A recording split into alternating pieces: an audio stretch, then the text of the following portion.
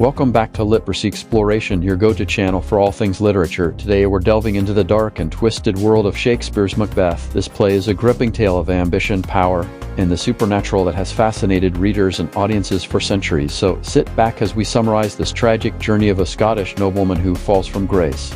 Let's get started. Act 1: The Rise of Ambition. The play opens on a desolate Scottish heath, where three witches known as the Weird Sisters are brewing up some dark prognostics. They plan to meet Macbeth, a brave Scottish general, after his battle. As thunder rumbles and the witches sing their creepy spell, we sense that something wicked is on the horizon. Meanwhile, Macbeth and his friend Banquo have just won a great victory for King Duncan against the rebellious forces. On their way back, they encounter the witches, who greet Macbeth with three titles: Thane of Glamis, Thane of Cawdor, and King Hereafter. Bewildered, Macbeth learns that he has indeed been made Thane of Cawdor, and the sudden truth plants a dangerous seed of ambition in his mind. Banquo, on the other hand, is told that his descendants will become kings even though he himself will not. Macbeth, driven by the prophecy, writes to his woman Lady Macbeth, who becomes indeed more determined to see her husband crowned king. She's willing to go to any distances to make it happen. When King Duncan decides to visit Macbeth's castle, Lady Macbeth convinces her husband to take fate into his own hands by murdering Duncan and seizing the throne. Macbeth, though hesitant, succumbs to her persuasion, setting the stage for a night of treachery. Act 2: The Bloody Deed. As night falls, Macbeth is tormented by visions of a bloody dagger leading him to Duncan's chamber. Overcome with ambition and fear, he finally commits the murder, stabbing Duncan in his sleep. Lady Macbeth helps him frame the king's guards for the murder by smearing them with blood and planting the daggers on them. Next morning, chaos erupts. Duncan's sons, Malcolm and Donalbain, fearing for their lives, flee to England and Ireland independently. This makes them appear guilty, paving the way for Macbeth to ascend to the throne as the new king of Scotland. But indeed, as Macbeth takes the throne, he's haunted by paranoia and guilt. He fears the witch's prophecy that Banquo's descendants will rule Scotland, and he decides to take matters into his own hands once again. Act 3: The Downward Spiral. To secure his power, Macbeth orders the murder of Banquo and his son Flaunce. Banquo is killed, but Flaunce escapes, leaving Macbeth feeling vulnerable. At a royal banquet, Macbeth is haunted by Banquo's ghost, which only he can see. His outbursts and erratic behavior begin to raise suspicions among the Scottish lords.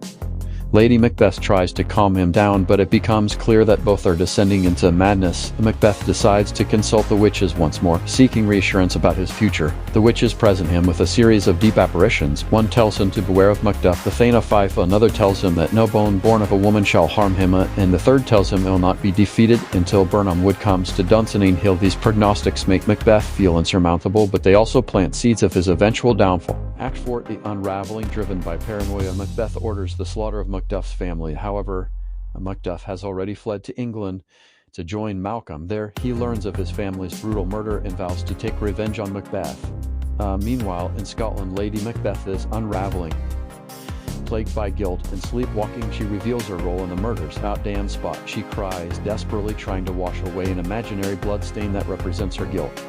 Macbeth, now isolated and feared, prepares for battle. Malcolm, with Macduff and the English army, advances towards Scotland to reclaim the throne. They decide to cut down branches from Birnam Wood to use as disguise as they march towards Dunsinane, fulfilling part of the witch's prophecy. Act 5: The Tragic End. As Macbeth fortifies his castle, he learns of Lady Macbeth's death, rumored to be suicide. He's devastated, but remains rebel, believing he's invincible due to the witch's prophecy. However, his confidence is shaken when he sees Birnam Wood seemingly moving towards Dunsinane. In the final battle, Macbeth fights courageously, but his fate catches up with him. He encounters Macduff, who reveals that he was from his mother's womb untimely ripped, meaning he was born via cesarean section and is not born of a woman in the usual sense. Realizing the prophecy has come true, Macbeth understands his end is near. Despite his bravery, Macbeth is ultimately taken by Macduff and order is restored to Scotland. Malcolm, the due heir, is crowned king, bringing the bloody and tragic reign of Macbeth to an end. Conclusion: Macbeth is a powerful exploration of ambition, power, guilt, and fate. It shows how unchecked ambition can lead to one's destruction and how supernatural forces can manipulate human desires. Macbeth's tragic downfall reminds us that even the mightiest can be brought down by their own flaws. Thanks for joining me on this dark journey through Macbeth. If you enjoyed this summary, be sure to like, share, and subscribe to Literacy Exploration for more deep dives into the world of literature. Let me know in the comments what other plays or novels you'd like me to cover next. Until next time, keep exploring.